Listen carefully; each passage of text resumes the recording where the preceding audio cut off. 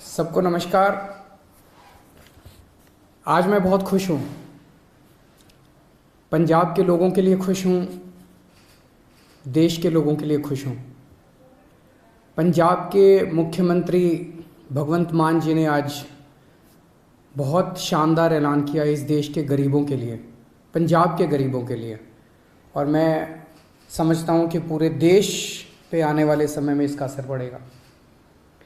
भगवंत मान जी ने ऐलान किया है कि पंजाब में गरीबों का राशन उनके घर घर तक पहुंचाया जाएगा। Door step delivery of ration, घर घर राशन योजना।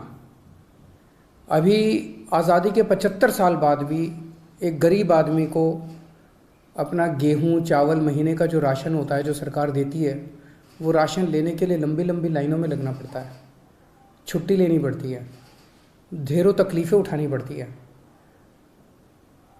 आज ज़माना ये आ गया कि एक फ़ोन करो और फ़ोन के ऊपर ऑर्डर करो और पिज़्ज़ा आपके घर आ जाता है, सारा सामान आपके घर आ जाता है, लेकिन राशन लेने के लिए गरीब आदमी को लंबी लंबी लाइनों में लगना पड़ता है। तो घर घर राशन योजना के तहत लोगों का गेहूं या आटा या दाल जो भी है, चावल, वो अच्छी सी पैकिंग करके, बोरी में पैकिंग करके आपके घर का जितना भी बनता है वो आपके घर में सरकार हर महीने आपके घर में दे के आएगी। पंजाब के गरीबों को इससे बहुत फ़ायदा होगा। तो मैं पंजाब के लोगों को बहुत बहुत बधाई देता हूँ। मैं समझता हूँ ये जल्दी लागू होगा, आज ऐलान किया गया है। दिल्ली में पिछले 4 साल से हम लोग इस योजना को, door step delivery of ration की योजना को लागू करने के लिए बहुत संघर्ष कर रहे हैं।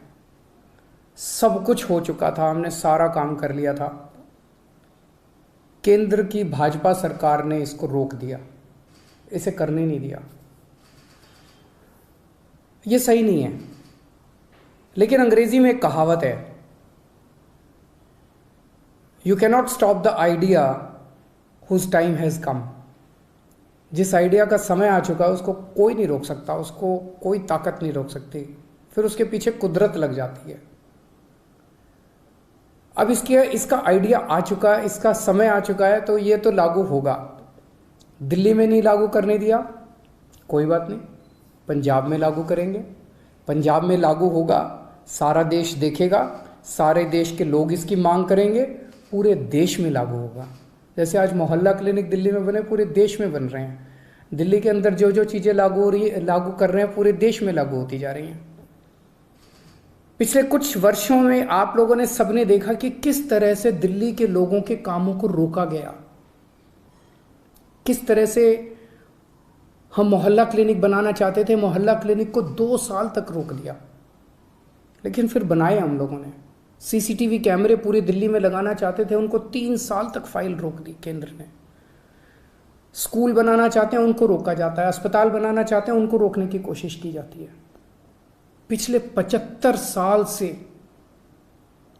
इस देश के लोगों को रोका गया, हर कदम पे रोका गया। लोग आगे बढ़ना चाहते हैं, लोग विकास करना चाहते हैं, लोग प्रगति करना चाहते हैं, उन्हें रोका जाता है। इस देश के लोग बहुत अच्छे हैं, इस देश के लोग बहुत इंटेलिजेंट है, इस देश के लोगों में बहुत टैलेंट है, इस देश के लोग तरक्की करना चाहते हैं, लेकिन उनको 75 साल से रोका जा रहा है।